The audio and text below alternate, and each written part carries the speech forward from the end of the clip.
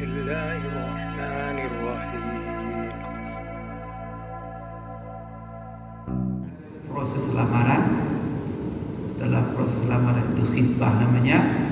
Setelah proses khitbah, apa yang boleh dalam khitbah, tidak boleh. Maka dalam khitbah itu maka ada namanya hukum nazar, melihat kepada maktubah, wanita dipinang.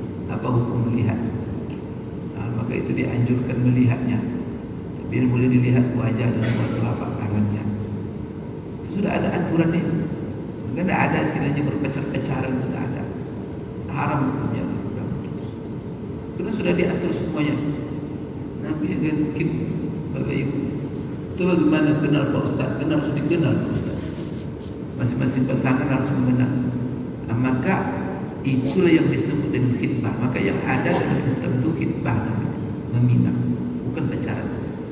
Maka antara khitbah dengan akad, kalau bisa punya jarak, tapi jangan terlalu lama. Jarak berapa bulan, 3 bulan, 6 bulan. Semenjak dipinang, nanti kapan ditentukan waktu akad nikah. Waktu tenggang waktu antara meminang dengan akad itu, disitulah nanti masing-masing pasangan, calon pasangan mengenali pasangannya. Bagaimana cara mengenalinya? Harus berdua-duaan. Diuji coba dulu. Astagfirullah. Ini cara-cara orang tak beriman ini. Maka bagaimana caranya? Ya mengenalinya lewat orang-orang. Maka laki-laki bagaimana dia mengenali perempuan itu? Ya barangkali informasi dari ibunya, dikirimnya umpamanya bibinya, saudara perempuannya, kemudian tolong kamu cek dia, coba kamu pelajari apa sifatnya. Mungkin dia ajak makan, mungkin dia berteman dengannya saudara perempuannya, untuk mengetahui sampai ini, mohon maaf Bapak Ibu, sampai dia bisa mengetahui bagaimana bau mulutnya. Oh itu dari mana dapat ini? Dari saudara perempuannya. Kalau bukan saudara perempuan tidak masalah, cerita dia tahu berani. Belum pergi ke rumahnya dicari informasi, durhaka dia sama orang tuanya itu tidak, sholatnya itu tidak, pandai dia mengaji itu tidak. Kan ada teman-teman dia kan, ada saudara dia, tidak mesti pacaran. Cara pintu pada pintu musibah itu. Ini perlu diketahui. Islam itu mengatur sekali. Laki-laki itu untuk mengenal calon istrinya ketiga. Tadi itu di masa meminang. Karena di masa meminang, si perempuan tak boleh dilamar oleh laki-laki lain. Maka kalau anak perempuan bapak dipinang orang, apa kata Rasulullah SAW? La yabit ahadukum ala bai'i akhihi wa la yaqtub ahadukum ala khitbati akhihi. Tak boleh seseorang menjual ataupun memberi menawar sesuatu yang sedang ditawar oleh saudaranya.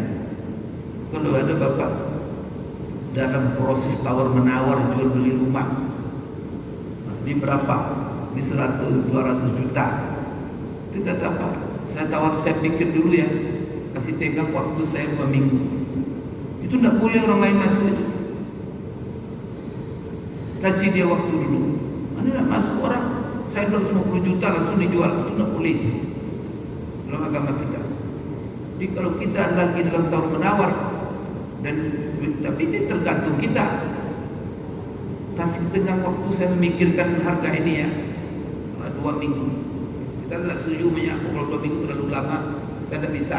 Bilang terus terang, saya kasih kamu 3 hari. Kalau kamu mau 3 hari oke. Kalau tidak, saya jual sama orang lain nanti. Kan begitu.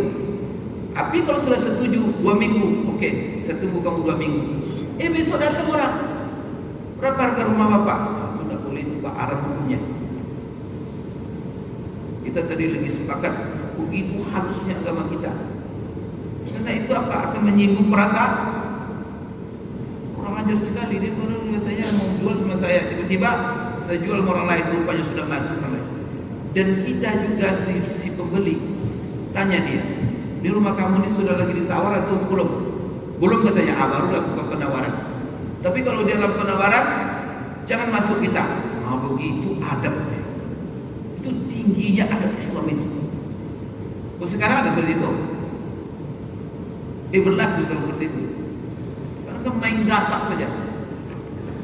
Pokoknya dapat untuk salah faktor dengan dunia saja. Ada faktor ada faktor kemanusiaan, ada faktor mempertimbangkan hubungan persaudaraan yang merusak hubungan persaudaraan itu tidak diharapkan dalam agama kita. Termasuk salah satu yang merusak hubungan apa? Meminang perempuan. Perempuan itu sedang dipinang, kita pinang pula. Maka ibu-ibu hati-hati itu. Kalau anak sedang dipinang oleh seorang laki-laki, maka diberikan tenggang waktu. Jadi datang dia, Bu, saya meminang anak ibu untuk diperistrikan. Ya, diterima. Tapi ditentukan waktunya. Berapa lama? Dan sampai tidak ditentukan pula. Tergantung pula nasib anak kita nanti. Karena nanti dilamar oleh laki-laki yang lebih ganteng lagi. Kan gitu. Nanti kalau seandainya ketika meminang itu ya kurang gantengnya, sudah karena kurang gantengnya penghasilannya juga kurang pula. Tapi kita sudah kadang janji. Beri waktu 3 bulan. Maka jangan terima laki-laki lain. Maka pas ada laki-laki lain yang masuk, seganteng apapun dia, sebanyak apapun duitnya, tak boleh bapak ibu batalkan pinang itu. Sampai laki-laki itu nanti mengatakan datang dia nak jadi. Itu selama bapak ibu telah menyetujui dari awal. Tapi kalau tidak setuju dari awal, bilang dari awal. Oh, tidak bisa karena kami dipinang, kami langsung akan nikah saja. Oke. Tapi kalau nanti ya setuju, maka dihadirkan itu kan, karena itu akad pinang, bukan akad nikah. Nah, maka kadang-kadang dikasih tanda itu. Maka diikat dengan tanda supaya ini sudah terikat dengan orang lain ini. Cuma masa itu diberikan. Maka ketika masa pinangan, perempuan itu sudah terikat dengan satu laki-laki. Tapi kalau laki-laki boleh minang yang lain lagi, Pak Ustaz. Kalau laki-laki ini masalah ini diatur oleh agama, Pak Ibu sekalian ini. Ini masalah perempuan ini kalau kita punya anak perempuan. Jadi kalau sudah dipinang, apalagi dikasih tanda, sudah berapa bulan waktunya? 6 bulan. Kasih waktu supaya jangan menderita anak kita. Datang orang lain nanti. Maka kalau dalam 6 bulan ini kalau pinangan, disitulah nanti kesempatan saling mengenal. Nanti kalau sudah 6 bulan selesai, ya sudah akad nikah. Berarti laki-laki datang nanti mengatakan, oke, mari kita buat janji akad nikah. Begitu. Si perempuan juga begitu. Kalau seandainya perempuan itu tidak setuju dia dengan laki-laki tadi, bisa saja dia menjelaskan kepada pihak laki-laki untuk membatalkan. Kenapa? Karena kita menemui sifat-sifat laki-laki itu rupanya penjual narkoba, rupanya dia tak sholat, tak pandai baca Quran, tak apa. Boleh. Biar perempuan mengajukan laki-laki, kami tidak jadi. Tapi dinyatakan tidak jadi dulu. Sehingga dia tahu bahwa hubungan ini selesai. Setelah itu nanti baru bisa dilakukan, diterima pinangan. Ini dalam masa meminang itulah saling kenal mengenal. Kemudian Bapak Ibu sekalian, setelah itu nanti ada tahap akad nikah. Dan insya Allah kita bahas nanti masalah pembahasan kita nanti kita mulai daripada masalah akad nikah ini. Kitabnya itu namanya kitab nikah. Maka dimulai nanti daripada definisi apa itu nikah dan apa hukum menikah. Itu dapat saya sampaikan pada pagi ini Bapak Ibu gambaran kajian kita. Tapi ada yang terakhir saya ingin jelaskan. Jadi kitab nikah ini mencakup beberapa bagian. Pertama masalah nikah, yang kedua masalah talak. Talak ini ada pula 4 di sini. Talak, ada zihar, ada ilah, ada li'an. Kemudian akibat daripada nikah ada namanya nafkah. Maka nafkah kewajiban bagaimana hukum memberi nafkah ini Bapak Ibu diatur dalam satu bab. Kemudian apalagi menyusukan lahir anak, apa hukum yang berhubungan dengan menyusukan anak. Kemudian nanti ada lagi memelihara, mengayomi anak, siapa nanti pemeliharaan yang disebut dengan hadanah.